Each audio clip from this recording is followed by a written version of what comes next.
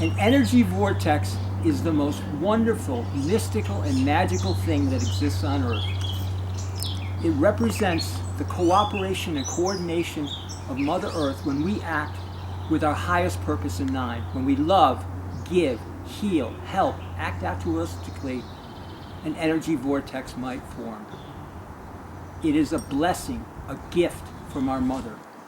It shows what is capable and what is possible in our physical world, a world that can be transformed into a spiritual world. The energy vortex is arguably the first step in that magical and mystical transformation. Now, we live in a sea of consciousness, and a sea of consciousness means that everything at its core is consciousness. And consciousness, I say that consciousness is all great spirit, all the one, all God, or whatever you call the divine. And what distinguishes an energy vortex from all these other, and I talk about this in my other videos, like imprints and things like that, is that it pulls in energy. So I'm standing in an energy vortex right now. And let's say I'm looking at which meditation prana. I say, which way is the meditation prana forming? So the flow of energy is this way. But when I start backing up a little bit, watch what happens to my dowsing rods. My dowsing rods are going to start moving inwards. And they're now in this vortex, and the vortex is pulling in energy. And a vortex spins, in the northern hemisphere we should say, spins clockwise. It's that clockwise movement of energy and that pulling in of energy that defines an energy vortex and distinguishes it from all the other spirals and vortices. And there are gazillions to the gazillionth power of vortices in the world, because consciousness, thoughts, all these things have a circular or spiral-like movement. An energy vortex consists of two things: an imprint and the vortex. Now, what is an imprint? It is a memory. It is a land memory. Every time we think or do something, we create an impression. Hindus call this samskaras. But basically we create a mental impression that can attach to objects, to things that are in close proximity. Carl Jung, in his classic Mind and Earth, says that the collective unconscious is buried in the earth. And that collective unconscious is made up of archetypes, patterns of behavior and thinking. Well, the imprints that I, as a Geomancer and Earth Healer, look at are made up of these sorts of mini or smaller archetypes that form on the land, that attach to the land. And as with all archetypes, they can have a pronounced influence upon us. They can get us to act or think or do. So that's the first component, the imprint itself. The second component is the energy vortex. And the energy vortex is just this clockwise spin of energy around and around and around. That is what it is, that energy vortex. So that really distinguishes that, again, that movement of energy, that pulling of energy, that distinguishes an energy vortex from everything else.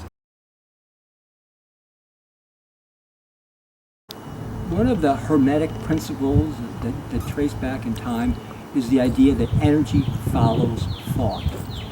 What does that mean? That means that human intention can manipulate the flow of energy around us. Reiki healers, energy practitioners do this through their intention of focusing the energy. A vortex is a prime example of energy following thought. Again, it's that the energy is pulling in, as my dowsing rods are indicating, it is pulling in the energy into there. Now, the energy vortex, these energy vortexes form in response to intention. They form in response to positive, loving, altruistic behavior. When we love, when we give, when we heal, when we help, when we pray for, when we act altruistically. All of those behaviors are positive, that have a positive effect upon the earth and objects we are close to. And in doing so, they begin to create an imprint, and the imprint will eventually, hopefully, form into a vortex. But it is positive, loving intentions that power it. compared to negative, violent, selfish thoughts, and those spin counterclockwise in what is referred to as a negative energy vortex, and I'll try to deal with those in a later video. But basically, it's important to realize that we live in a sea of consciousness. The principle of energy follows thought is reaffirmed through energy vortices. The other thing to keep in mind is that whereas an energy healer needs to keep their hands on you to heal you, to have the flow of force goes, once an energy vortex forms, it becomes a standalone object that pulls in energy 24/7, regardless if anyone is near it or not, or acting with an intent. So it can become not so much a permanent because it can always be, it can lose its vitality, but permanent in the sense that it stays in existence until it is snuffed out. Thanks. We can map out the figure and the behavior of an energy vortex. I'm standing energy vortex right now. It is a circular whirlpool of energy. Now, let's get one side, see how big it is. I can walk this way, and so I stop here. So we know that is one edge. If I keep walking here,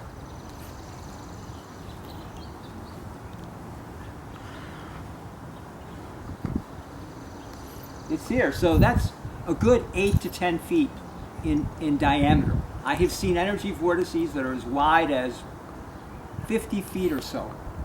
But anyway, you can map out the size. They come big, small, and various shapes. And again, their whole purpose is they pull in energy. And then they have this sort of spin to them that is clockwise. Now, this energy vortex is a positive energy vortex. And when I refer to energy vortexes, I'm usually referring to positive vortexes.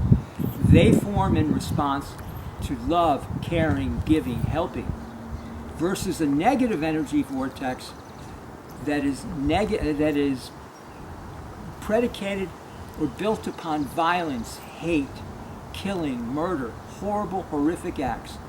They are violent in their behavior. Instead of nourishing you, they drain you of energy and vitality. You are well familiar with negative energy vortexes. You see them all the time on TV. They are hurricanes, water spouts, tornadoes. What also distinguishes an energy vortex from other things is that it is a co-creation with our mother, as I said before.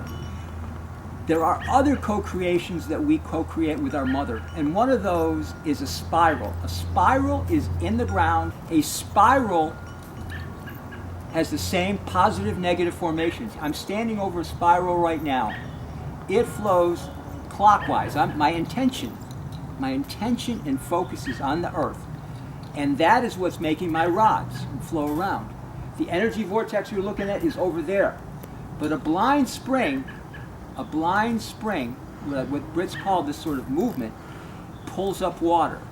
Americans refer to this as a water dome, in the sense that the spiral pulls up water, it reaches an impediment, a rock of sorts, it prevents its ascension, and it creates a dome.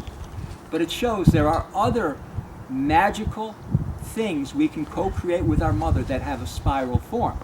Now, the other distinguishing thing of feature of energy vortex is that there are what we should say apparatus that employ vortices to regulate the movement of energies. And one of the primary ones that does that is what I call an earth chakra. An earth chakra regulates the movement of energy above the surface of the earth. Think of the life force that energy healers work with. That is regulated by chakras and ducts, but primarily a chakra, an earth chakra, pulls in the life force. That is actually a real structure. It is not a made-up structure, but it is part of an apparatus. So that's what you also have to distinguish with.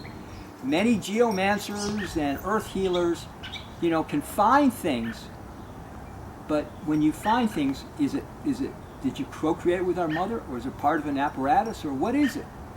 That's an important thing to know if you're going to study geomancy and become an earth healer.